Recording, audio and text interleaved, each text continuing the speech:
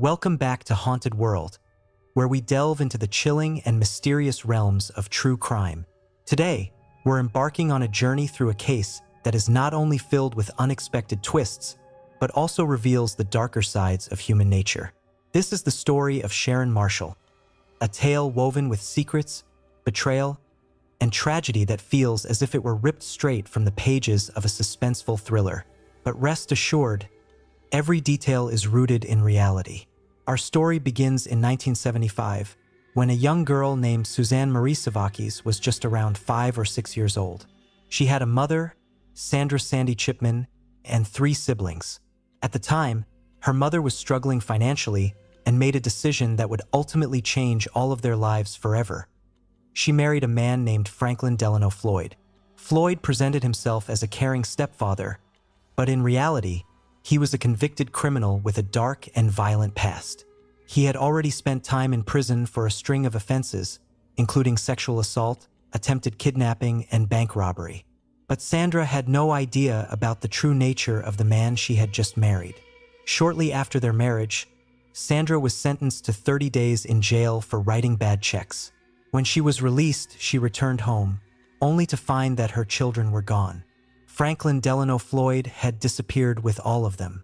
Sandra was later able to recover 2 of her children, who had been left in foster care.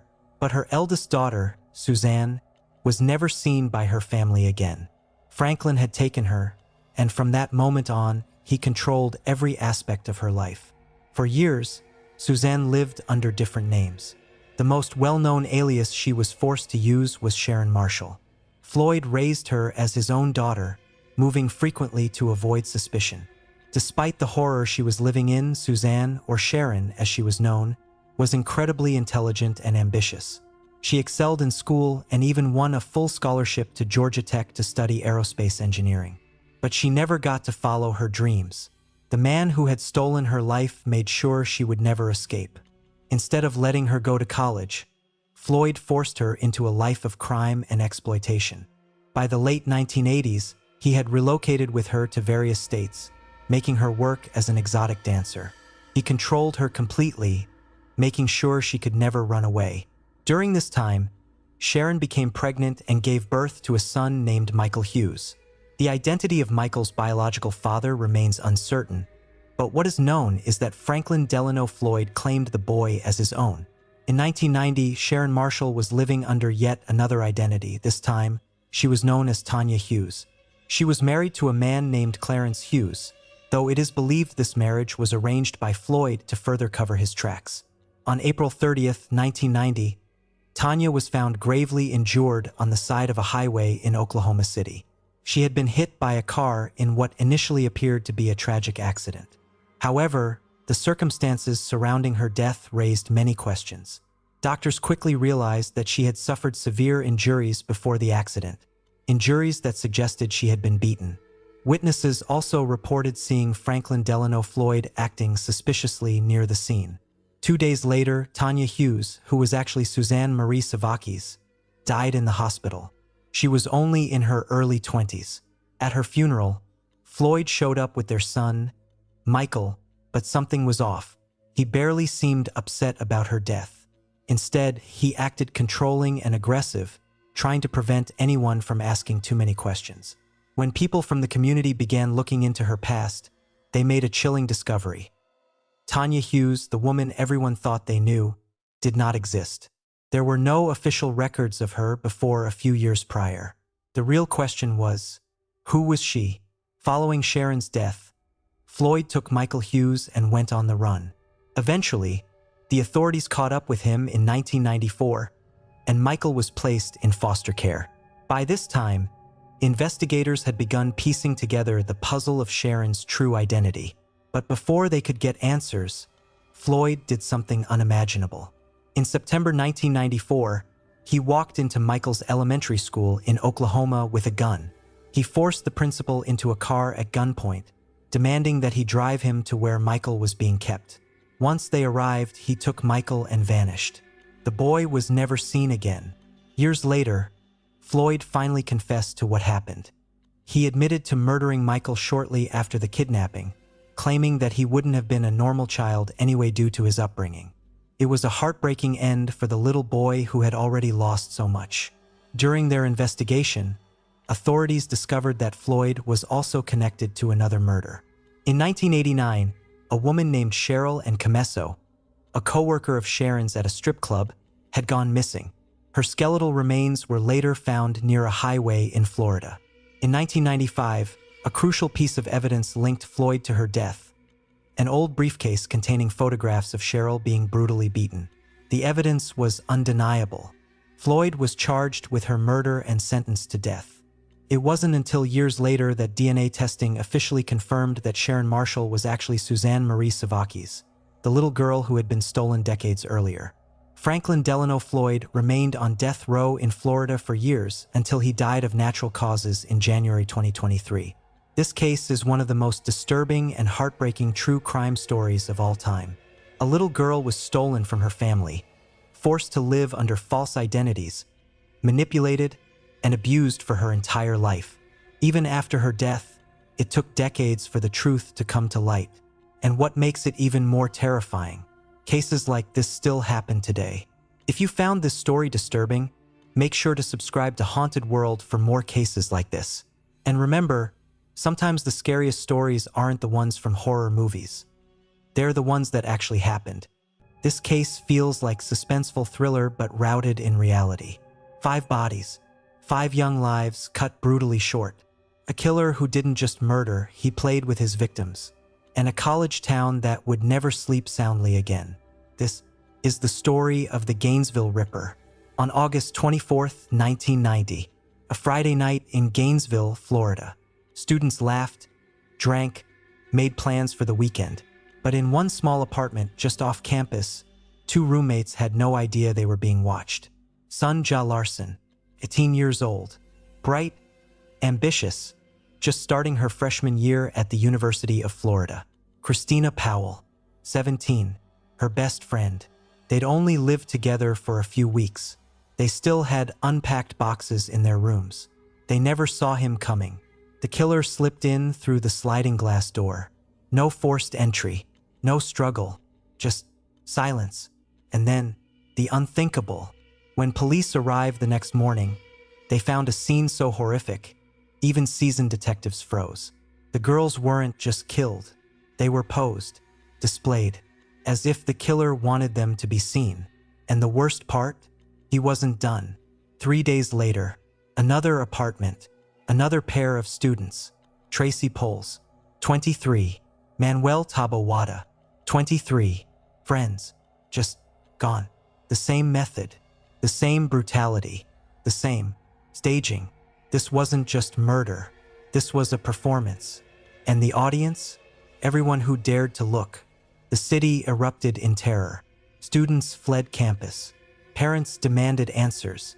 And the police, they had nothing. No suspects, no motive, just 5 bodies, and a killer who vanished into the night. But then, a break in the case. His name was Danny Rolling, 35 years old, a drifter, a thief, a man with a lifetime of violence trailing behind him. Had been in and out of jail for years. Armed robbery, assault. But this was different. This was something darker, something inhuman. In his own words, he later described the killings as taking their souls. He didn't just want them dead. He wanted them remembered. But pride would be his downfall. When police finally caught him after a botched robbery in neighboring Ocala, they didn't know they had the Gainesville Ripper. Not at first, but the evidence, the DNA, the chilling confessions, it all pointed to one man. Danny Rolling stood trial in 1994. He showed no remorse, no fear, only satisfaction. Judge verdict death by injection.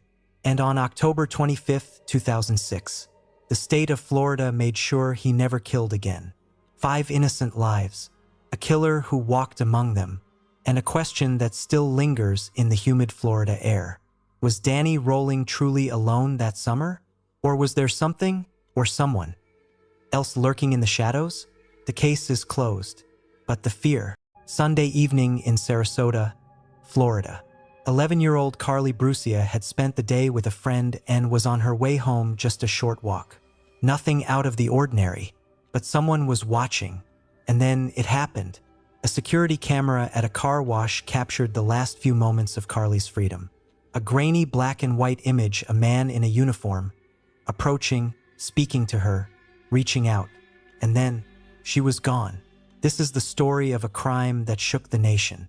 A case that left an indelible mark on the justice system, forcing us to ask the terrifying question: how many monsters walk among us, unnoticed? February 1st, 2004. Sarasota, Florida. It was a warm evening, a typical Florida sunset casting a golden glow over the streets. Carly Brucia, a bright and energetic 11-year-old girl, was walking home from a friend's house. The journey was short. She had done it many times before, but on this night, something felt different. Unbeknownst to Carly, someone was waiting for her. Someone who had no intention of letting her make it home. Security footage from a nearby car wash would later reveal the horrifying truth. A man, dressed in what appeared to be a uniform, approached Carly as she walked past. He spoke to her, calm, authoritative. Perhaps he pretended to be a police officer, or maybe he simply demanded she follow him. Whatever he said, it worked. Carly hesitated, looked around, then, helplessly, she obeyed. The man took her arm, led her away, and they vanished into the night. What happened next was a nightmare beyond imagination. When Carly didn't come home, her family immediately knew something was wrong. Her mother, Susan Shorpen, called friends, neighbors, anyone who might have seen her daughter. But no one had. Panic set in. The police were contacted. Officers arrived quickly, knowing that every second was crucial in a missing child case. They scoured the neighborhood, knocking on doors, asking questions. And then they found it, the car wash surveillance tape. What they saw on that grainy black and white screen would haunt them forever. There she was, Carly, walking alone. Then, a man, tall, stocky, wearing a uniform, stepping into the frame. He reached for her, and just like that, she was gone. The video sent shockwaves across the country. It aired on every major news channel. America watched in horror as the final moments of Carly's freedom played out on their screens. Who was this man? The FBI joined the search, working alongside local police. The pressure was on. A tip line was flooded with calls. The blurry image of the man in uniform, his face barely visible, was analyzed, enhanced, and spread across the media. And then, a name emerged: Joseph Smith, a man with a past, a criminal record filled with drug charges, violence, and failed attempts at rehabilitation. A man who should have been behind bars, but wasn't. Smith was no stranger to law enforcement. A drifter, a drug addict, his rap sheet stretched back years. But somehow, despite numerous arrests, he had always managed to slip through the cracks. When officers tracked him down, he denied everything. But the evidence was mounting. Witnesses placed him near the scene. His history of violence made him an obvious suspect. And then a chilling discovery. Carly's lifeless body was found behind a church, discarded like trash, left in the dirt. The nation's worst fears were confirmed. Carly Brucia was gone. Joseph Smith stood trial, facing the full weight of his crimes. The evidence was overwhelming. The surveillance footage, the DNA, the damning testimony. The jury deliberated. The verdict was swift. Guilty. A death sentence was handed down. But for Carly's family, there was no justice, only an unbearable emptiness where their daughter once was. Years passed. Appeals were filed. Smith remained on death row, a hollow shell of a man. And then, in 2022, fate decided his punishment. Joseph Smith died in prison, not by execution, but by illness, a fate far kinder than what he had given Carly. Carly Brucia's story is more than just a tragic headline. It's a warning, a reminder that predators walk among us, hidden in plain sight, that the justice system sometimes fails to keep them behind bars. Carly's face, frozen in that grainy surveillance footage, is an image burned into history, a haunting reminder of innocence stolen. We tell these stories not to instill fear, but to ensure that the past is never forgotten. Because the monsters, they're still out there, and they're waiting. Fire can destroy evidence. Fire can erase secrets, but fire can also betray a killer. October 1996. A night, a house inside, a woman trapped, burning alive. Her name was Roxanne Duran, and her death was no accident, because when the smoke cleared, the evidence told a different story. A story of scratches, a story of blood, a story of a husband who wasn't grieving, he was lying. The 911 call came in just after midnight. Derek Duran's voice frantic, desperate. "My wife is inside. Please, hurry." But when firefighters arrived, something felt off. First, the scratches, 3 deep gashes on Derek's face. "The dog did it," he said, but the dog was outside, locked in the yard, untouched by the flames. Then the blood, a single drop on his pants. Roxanne's blood. She must have cut herself cooking, Derek claimed. But the autopsy told a darker truth. Roxanne didn't die from the fire. She was dead before the flames ever touched her. The propane line, disconnected, a deliberate act. The fire was no accident. It was staged, a cover-up. But for what? The prosecution argued Derek attacked Roxanne, strangled her, then set the fire to hide the crime. But the defense fought back. No proof of strangulation, no murder weapon, just suspicions. And yet, the jury believed him guilty. Manslaughter, arson, 10 years in prison. But even after the verdict, the questions lingered. Did they get it right? Or was Derek Duran the wrong man? Derek served his time, walked free, built a new life, even remarried. But true crime fans, they never forgot. Because here's the thing about fire. It doesn't just destroy, it exposes. And the cracks in Derek's story, they never fully healed. So what really happened that night? Was it murder or a terrible mistake? One thing's certain. In the ashes of Roxanne Duran's death, the truth is still. She was young, full of dreams, and far from home, but someone was watching her every move. And one day, she disappeared. What happened next became one of the most disturbing stories the world has ever known. Lindsay Hawker was born on May 5, 1984, in the town of Ruislip in London, England. She was known for her vivacious and warm personality. In 2006, Lindsay decided to embark on a new adventure and moved to Japan to teach English. Inspired by her passion for teaching and love for travel in Japan, Lindsay quickly adapted to her new life, building friendships and enjoying the rich cultural experiences the country offered. She was noted for her dedication to her students and enthusiasm in the classroom. Her friends remembered her warmth and kindness, painting a picture of a vibrant and promising young woman with a bright future. On March 24, 2007, Lindsay met Tatsuya Ichihashi at a bar in Tokyo, where she was enjoying a night out with a few friends. Ichihashi was charming, appearing friendly and appealing. They engaged in conversation, and despite warning signs, Lindsay decided to go to his apartment after the decision would prove fateful. Reports later suggested that Ichihashi was lying about his age and even his background, further demonstrating how easily someone can be deceived.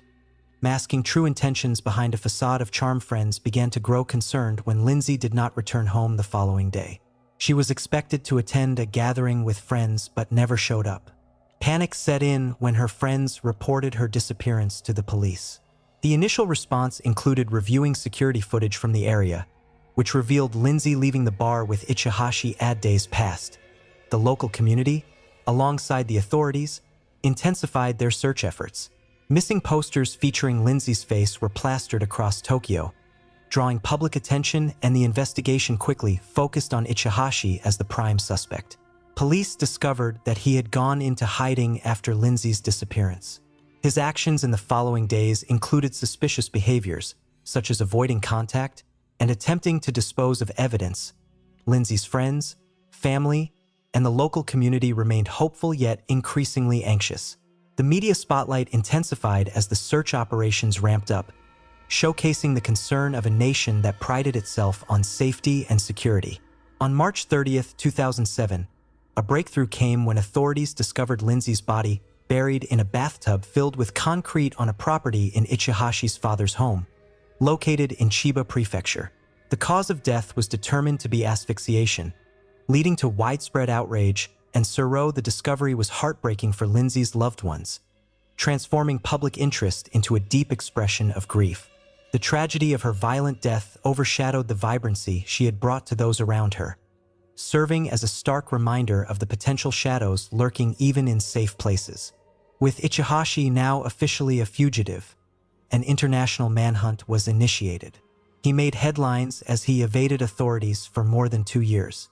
His case became emblematic of the potential dangers facing women abroad and the importance of vigilance during this time. Ichihashi changed his appearance to evade capture, using various aliases and frequently moving between locations. This cat-and-mouse game captured media attention, peeling back layers from his persona and revealing a chilling reality underlining trust and deception.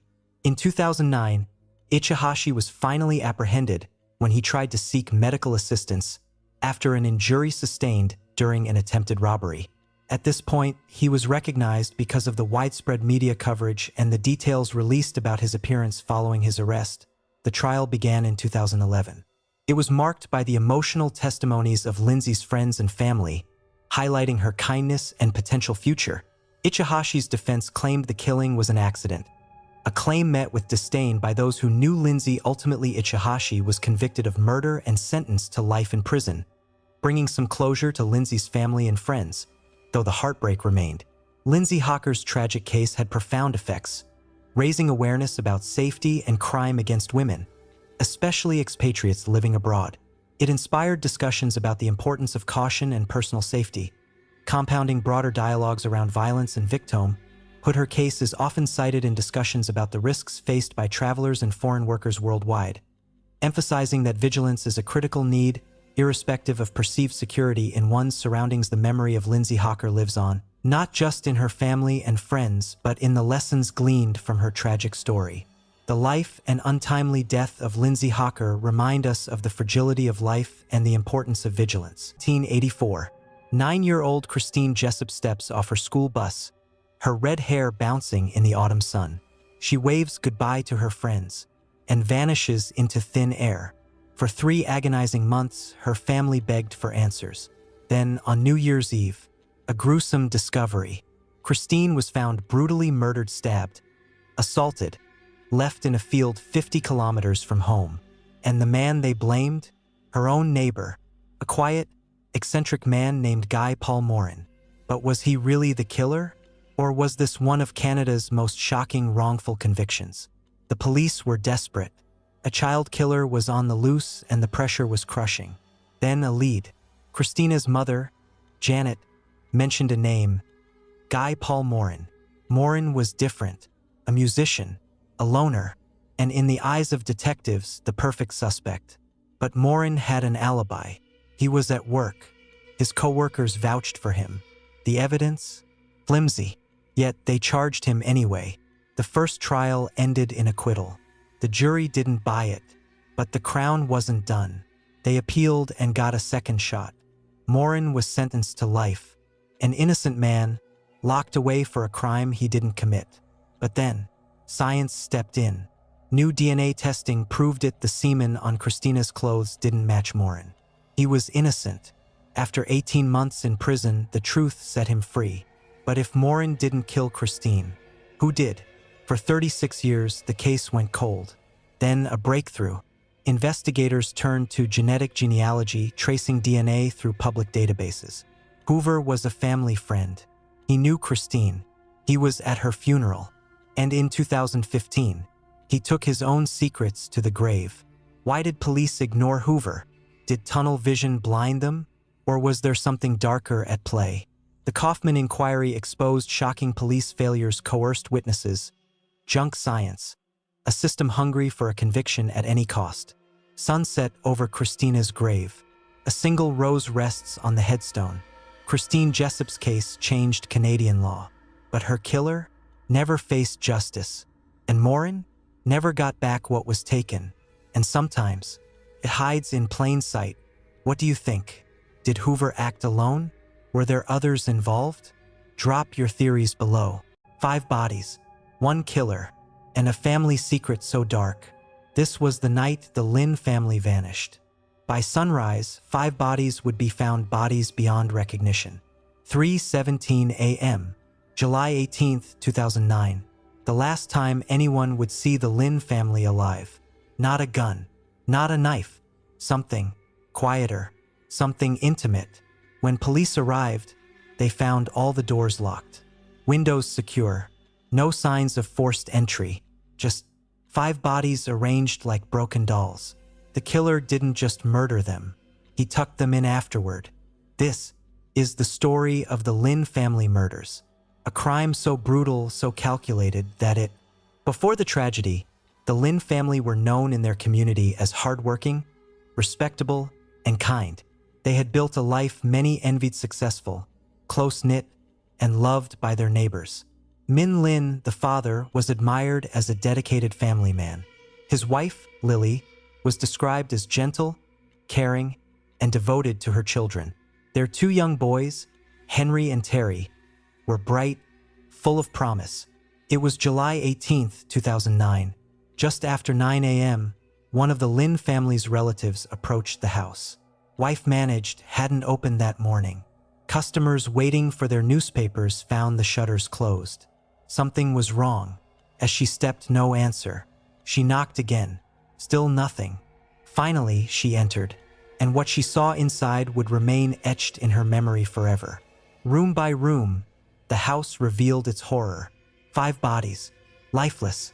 Each victim had been savagely bludgeoned, their faces unrecognizable from the violence of the attack. Blood soaked the sheets, the walls, the floors. It wasn't just murder. It was a massacre. Min Lin, Lily Lin, their 2 young sons, Henry and Terry, and Irene, all dead. The brutality suggested a weapon of blunt force, a hammer, perhaps. But investigators noticed something unusual. There were no signs of forced entry. Whoever had done this hadn't just stumbled in. They had planned it, they had known the house, and they had struck with terrifying precision. Detectives arriving at the scene knew immediately. This was no ordinary case. This was personal. This was calculated. Whoever was responsible had just wiped out an entire family in one night. For months, detectives lived inside the Lynn family murders. They ate, slept, and breathed the case. And slowly, the pieces locked together. And when the picture became clear, the realization was devastating. The monster they had been chasing wasn't a stranger. It wasn't some faceless intruder. It was family. On May 5, 2011, nearly 2 years after the massacre, police moved in. Their suspect was taken into custody, calm, expressionless. But behind that mask, detectives saw it. The cold calculation of a man who thought he was untouchable. His name was Robert Xie, brother-in-law to Min Lin, married to Kathy Lin, Min's sister, a man who sat at family dinners, a man who smiled in photographs, and yet, the very man police now accused of slaughtering 5 lives in one night. But why? Why would a man murder his own family by marriage? The answer was buried in jealousy, resentment.